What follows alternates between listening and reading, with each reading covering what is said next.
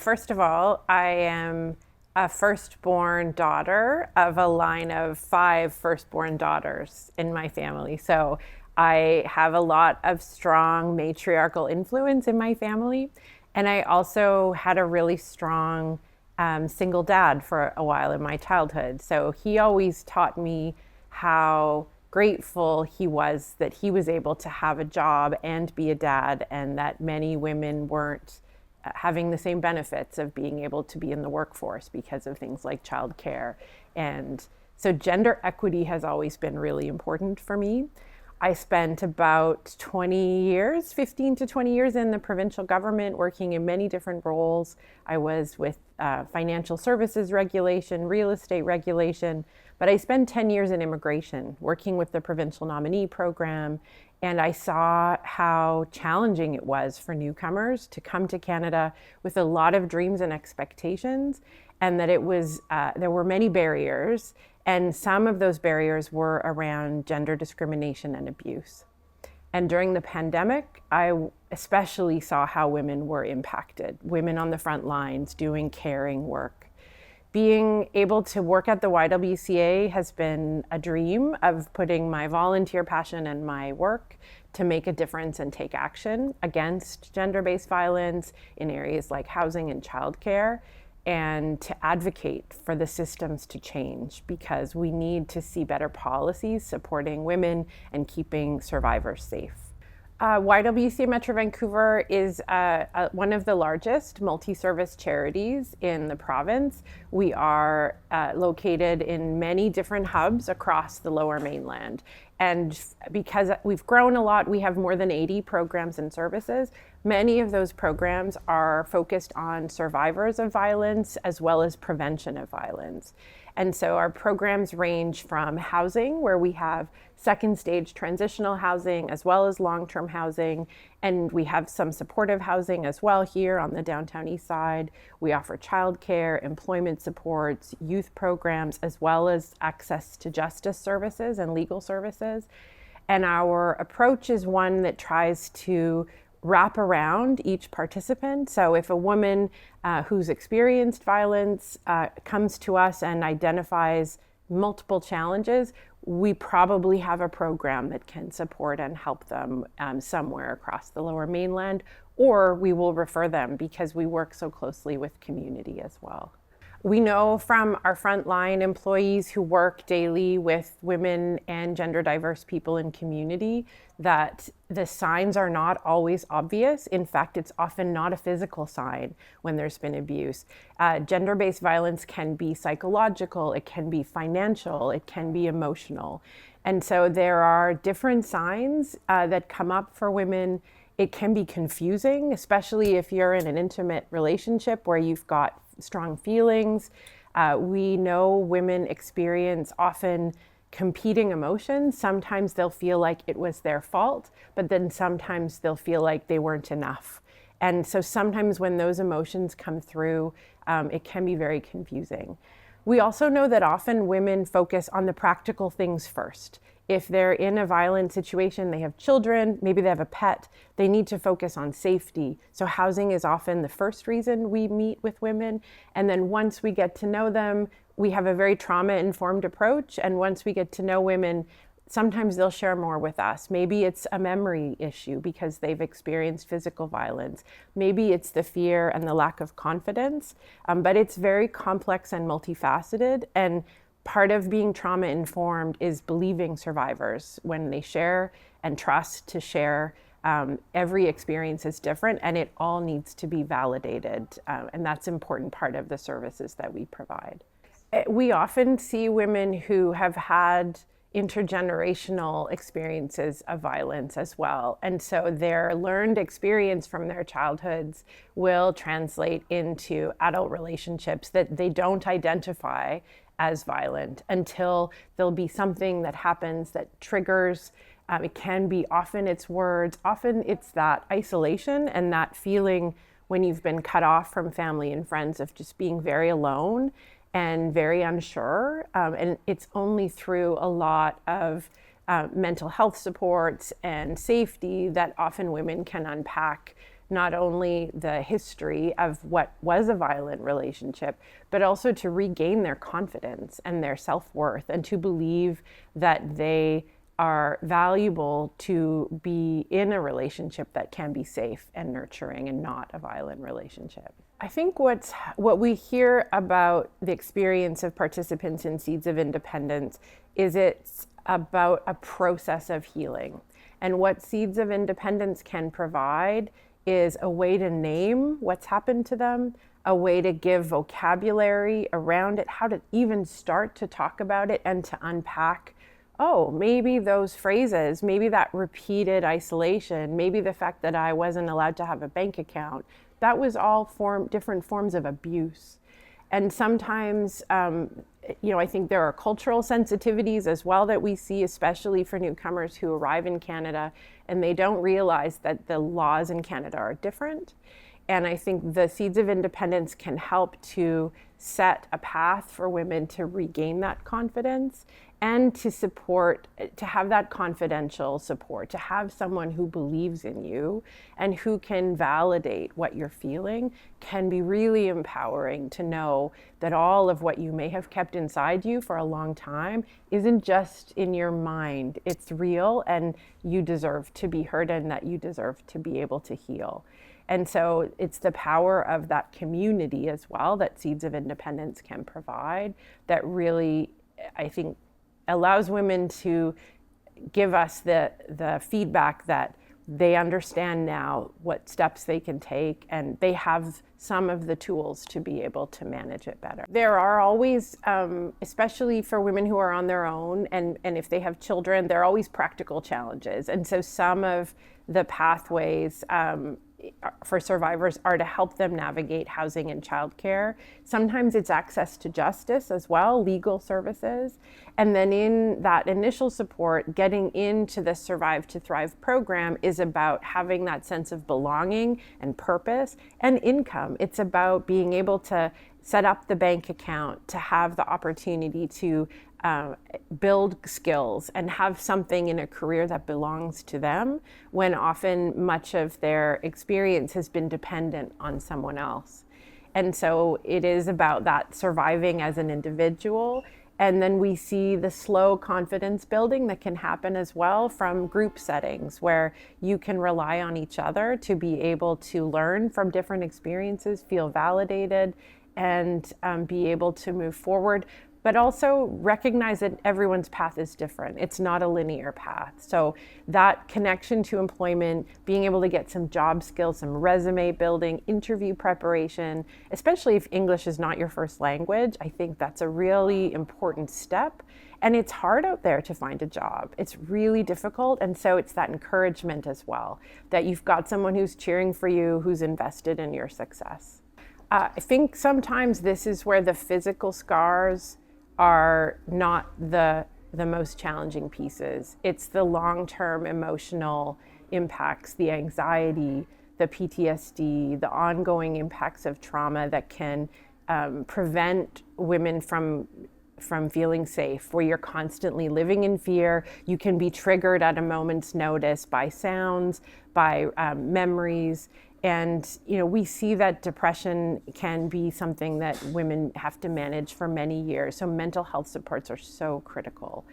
And it is always a difficult journey to be able to recognize in yourself. Sometimes it's easier to see it in someone else. You can see it in a friend and go, oh, she's in an abusive situation, she should leave him. But for yourself, it can be very different. We tell ourselves very different stories. And so unpacking some of that and having mental health supports, trusted trauma-informed support, is so critical to be able to, I wouldn't say overcome, but to learn to manage and live with the experience that women have faced, and to be able to try to build trust again, to build friendships, to be able to have a support network. That's so important. I think that the benefit of being able to find supports is that every woman's journey is individual. Many women choose to leave and then they'll return. We see that. And actually one of the challenges we see is because permanent housing is so hard to find that even in transitional housing, sometimes women won't leave because they don't want to have to go back. It's very difficult to make that choice. We see a lot of fear and stigma and a lot of uncertainty about whether it's safe, especially if there's concerns about immigration status, language. But YWCA, and there are many other organizations and resources on our website, we are absolutely here to help. We have the benefit of working in a network of organizations that can provide, whether it's housing, childcare, access to justice and legal supports. And sometimes it's simple, relatively practical things. You have a dog, maybe. You don't want to leave your dog with your abusive partner. And so one of the things about our housing is we accept pets. We know that pets are an important part of the family life, and those things become really important. And we have a policy of really, in the trauma-informed approach, not judging.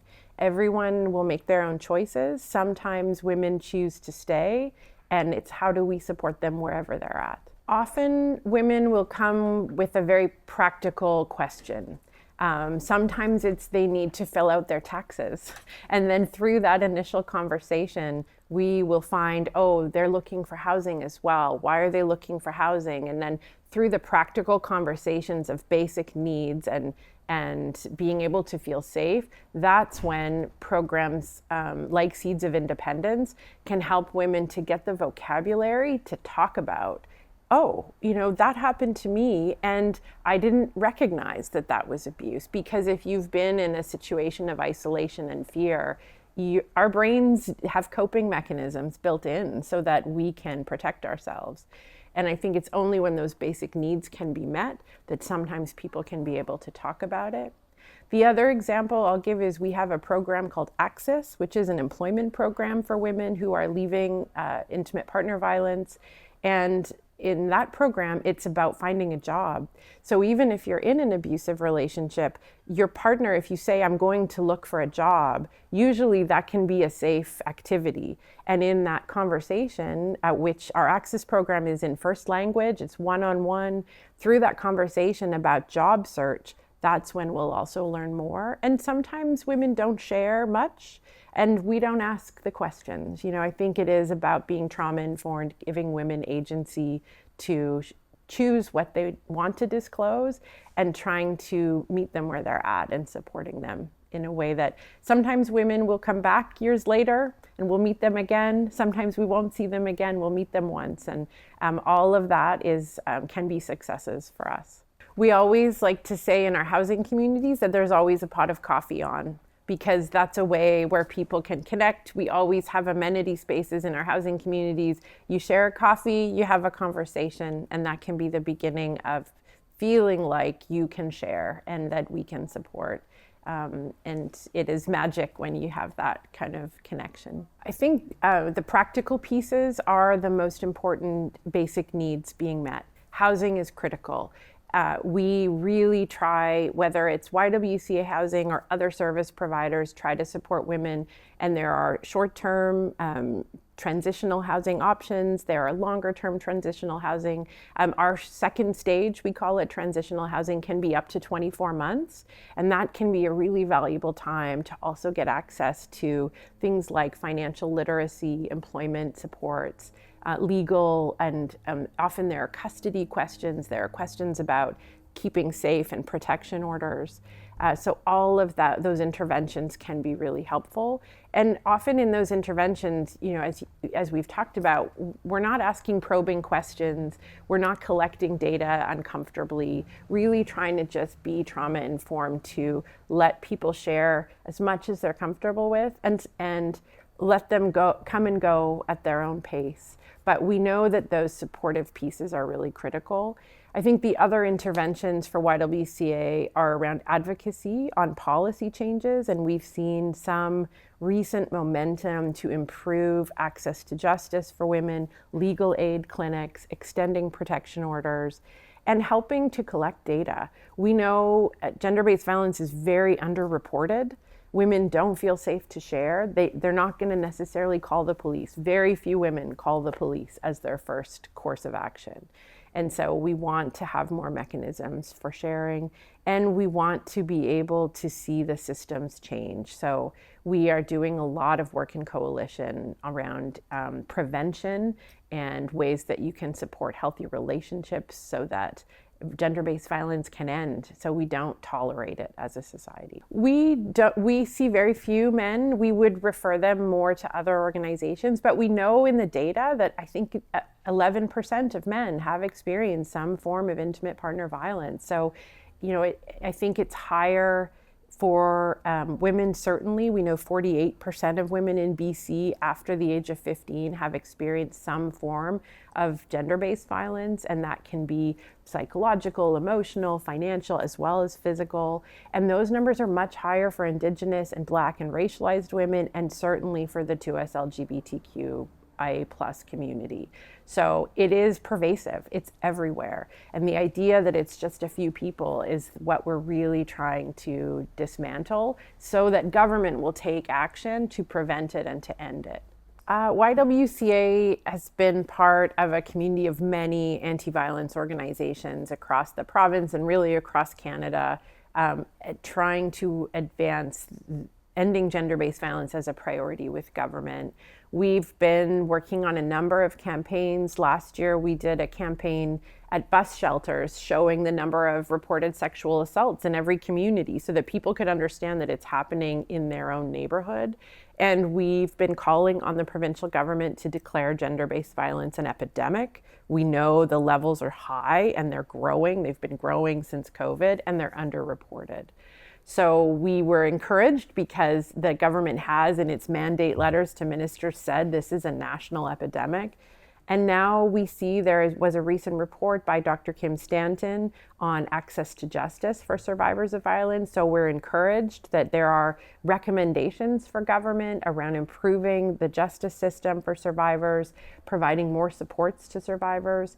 But we know government needs to do more. We follow, I think, the path that we've been given through the calls for justice in the Missing and Murdered Indigenous Women and Girls Inquiry. There are 94 calls for justice that were published in 2019, 7 years ago almost now, 7 years ago, that guide the government on the steps that can be taken to change the system.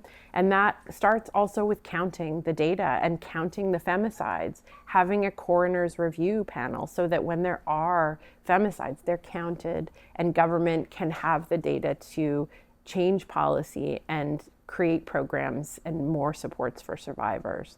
So there's a lot of work to do. I think there's more awareness now of the rights of women, certainly, but because of the complexity, as we've talked about, it's very hard sometimes to be able to count the number of survivors. And so that is an area we really see that we need to do more to bring it out in the open, to stop the stigma, and to encourage women to speak up and out so that they can advocate for themselves and we can see the systems change. I'm very encouraged by our collaboration in community, by the coalition we have with so many other organizations to work together to be part of the solution, to propose policy changes to government, and to see government now taking this seriously. We heard the Premier was just in Ottawa talking about bail reform, keeping offenders out of the public sphere. We know that there are supports like Women's Transition Housing Fund supports from BC Housing. There are rent supplements for women who are leaving violence so that they can get access to funds to be able to rent housing that's safe. So I'm encouraged by the supports that exist. I'm also really encouraged by the women, those stories of women who do share, who build community. Our single mom support groups are a great example. They're free. We have 17, 18 of them across Metro Vancouver.